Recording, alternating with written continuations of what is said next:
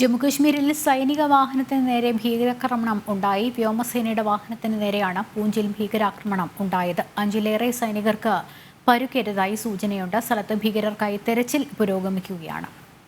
വിവരങ്ങളുമായി ജിഷ്ണു കൃഷ്ണൻ ചേരുന്നുണ്ട്. ജിഷ്ണു, എന്താണ് അവിടെ സംഭവിച്ചത് എന്നുള്ളതാണ്? സൈനികർക്ക് പരിക്ക് പറ്റിയിട്ടുണ്ടോ? എന്താണ് ഇതുമായി ബന്ധപ്പെട്ട് നമുക്ക് ലഭിക്കുന്ന കൂടുതൽ വിവരങ്ങൾ?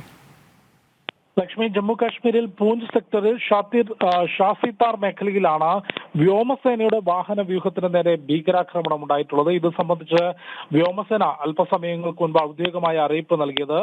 പൂഞ്ച് സെക്ടറിൽ വെച്ച് വ്യോമസേനയുടെ വാഹന വ്യൂഹം ആക്രമിക്കപ്പെട്ടു. സൈനികർക്ക് പരിക്കേറ്റിട്ടുണ്ട്. എന്നാൽ വാഹന വ്യൂഹം സുരക്ഷിത താവളത്തിലേക്ക് എത്തിച്ചേർന്നിട്ടുണ്ട് എന്നുള്ളതാണ് വ്യോമസേന അറിയിപ്പ് നൽകിയിട്ടുള്ളത്. നിലവിൽ നമുക്ക് ലഭിക്കുന്ന റിപ്പോർട്ടുകൾ പ്രകാരം 5ലധികം സൈനികർക്ക് പരിക്കേറ്റിട്ടുണ്ട്. ഒപ്പം ഈ ഭീകരാക്രമണം നടന്നിട്ടുള്ള മേഖലയിൽ രാഷ്ട്രീയ റൈഫിൾസും ഒപ്പം CRPF-ഉം ജമ്മു കാശ്മീർ പോലീസും സംയുക്തമായി ഭീകരർക്ക് വേണ്ടിയുള്ള പരിശോധന തുടരുകയാണെന്ന് മനസ്സിലാക്കുന്നു. ഈ പരിക്കേറ്റ സൈനികരുടെ ആരോഗ്യനില സംബന്ധിച്ചുള്ള റിപ്പോർട്ടുകൾ കൂടി പുറത്തു വരാനുണ്ട്.